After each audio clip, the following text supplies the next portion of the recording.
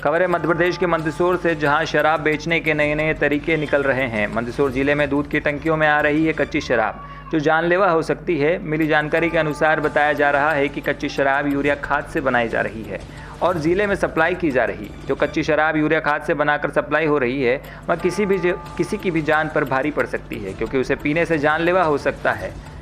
कई बार शराब पीने से लोगों की मौत हो गई। लॉकडाउन में भी कच्ची शराब बेचने से शराब माफिया में कोई खौफ नहीं है। मंदसौर जिला पुलिस को भी शराब माफिया के ऊपर कई बड़ी सफलता हाथ लगी, फिर भी कच्ची शराब का जिले के अंदर धंधा चल रहा है। दूध की टंकियों में आ रही है कच्ची शराब। आइए हम आपको सुनाते हैं क्या कुछ कहा मंदसौर के विधायक यशपाल सिसोदिया ने। के स्वास्थ्य को लेकर के कोरोना तक सीमित नहीं है। कोरोना के अलावा भी अगर नकली शराब आती है, अगर अवैध शराब आती है, तो निश्चित रूप से हमको चिंता करना चाहिए। ये रुका नहीं तो क्या रतलाम जैसा हादसा, क्या आशंका? देखिए, यहाँ पर निरंतर जो ग्रामीण क्षेत्रों से और मंदसौर शहर में जो आसपास के ढाबों से शराब आ रही है, मैं निश्चित रूप से प्रशासन से कहूँगा कि किसी को बख्शना नहीं चाहिए। नामली की घटना अपने आप में इस बात का उदाहरण है कि मंदसौर से मात्र मैं समझता हूँ 70 किलोमीटर दूर अगर ये घटना घटी है और मंदसौर शहर में अगर नकली शराब का और पोटलियों में अगर शराब आ रही है, तो हमारे लिए चिंता का विषय है। और ये बात मैं माननीय मुख्यमंत्री शिवराज सिंह चौहान तक भी पहुंचाऊंगा कि कम से कम मंदसौर जिला मुख्यालय पर और ग्रामीण क्षेत्रों में इस प्रकार से जो अवैध नकली शराब आ रही है, उसको रोकने का हमको भरसक प्रयत्न करना चाहिए।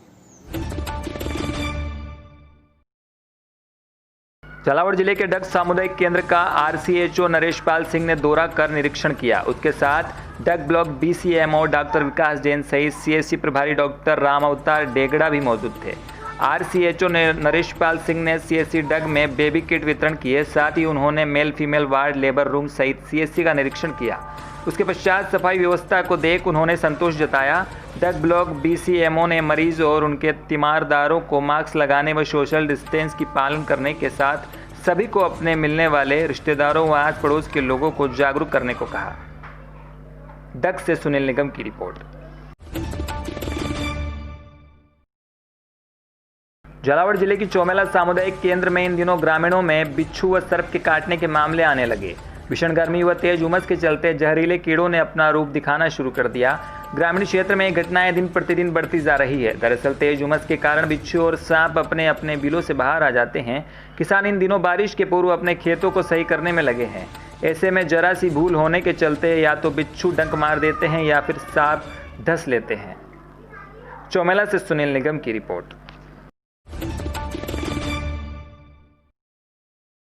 सोयतकला नगर की महारानी मां 64 जोगिनी मंदिर मठ का हाल हो रहा है बेहाल। जिम्मेदार बेखबर माता रानी के मंदिर का ध्वंस होने का इंतजार कर रहे हैं। मंदिर में इतनी दरारें पड़ चुकी है कि इस वर्ष की पहली बारिश में ही मंदिर तहस नहस हो जाएगा। फिर भी एक वर्ष पहले मंदिर की सीमा में सांसद रोडमल नागर के द्वारा दी गई सहायता राशि से दीवार का निर्माण किया गया था, लेकिन एक वर्ष से अधिक समय बीतने के बाद भी दीवार के पास की भर्ती नहीं करवाई गई और मंदिर की स्थिति इतनी गंभीर हो गई है कि पहली बारिश में ही कंठाल नहीं में ही गिर जाएगा। जबकि मंदिर इतना चमत्कारी और विश्व प्रसिद्ध मां 64 जोगिनी माता का है, जो पूरे भारत में सिर्फ 3 जगह ही पाया जाता है। कोलकाता में माता रानी के चरणों की पूजा की जाती है और सुसनेर में माता रानी का धड़ है मंदिर में, और सोयतकला में माता रानी के शीश सर की पूजा होती है। फिर भी माता रानी के मंदिर के क्षतिग्रस्त होने पर भी जिला प्रशासन के आला अधिकारियों द्वारा कोई सुध नहीं ली जा रही। मध्य प्रदेश में 15 वर्षों से भाजपा का शासन है और सोयतकला नगर हमेशा से ही भाजपा का गढ़ माना जाता है। फिर भी नगर की महारानी मां 64 का दरबार ढहने के कगार पर आ गया। धार्मिक आस्थाओं को ठेस न पहुंचे और जनता की धार्मिक आस्था बनी रहे, इस हेतु जिला प्रशासन और नगर के वरिष्ठ राजनेता इस ओर अतिशीघ्रता से अपना ध्यान केंद्रित कर मंदिर के निर्माण कार्य को भ्रष्टाचार मुक्त निर्माण दें। सोयत से कमलेश माली की रिपोर्ट।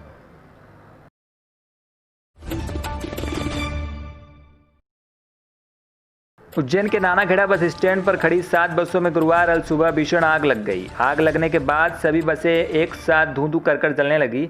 आग से बसों में भारी नुकसान हुआ। मौके पर पहुंची फायर ब्रिगेड की 8 गाड़ियों ने मिलकर आग पर काबू पाया। बताया जा रहा है कि आग किसी अज्ञात व्यक्ति ने लगाई। उज्जैन के नानाखेड़ा बस स्टैंड में संचालित होने वाले प्राइवेट अंतर्राज्य प्रांतों में जाने वाली बसें लॉकडाउन के चलते कई दिनों से यहाँ पर खड़ी है। गुरुवार तड़के किसी अज्ञात ने 7 बसों में आग लगा दी। एक बस में आग लगते ही तेजी से आग फैली और एक एक कर 7 बसों को चपेट में लिया। आग इतनी विकराल थी कि फायर टीम के मौके पर पहुंचने से पहले ही वह जल गई। फायर ब्रिगेड की 8 गाड़ियों ने आग पर काबू पाया। उज्जैन से सुमित सिंह राठौर की रिपोर्ट।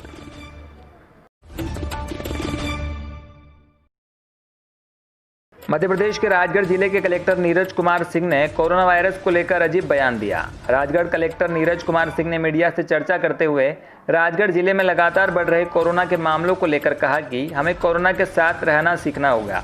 कलेक्टर ने कहा कि जिले में कितने भी पेशेंट हो जाए उसका मतलब यह तो नहीं कि पूरा शहर बंद कर दिया जाए। केंद्र सरकार की जो गाइडलाइन है उसका पूरा पालन किया जाए।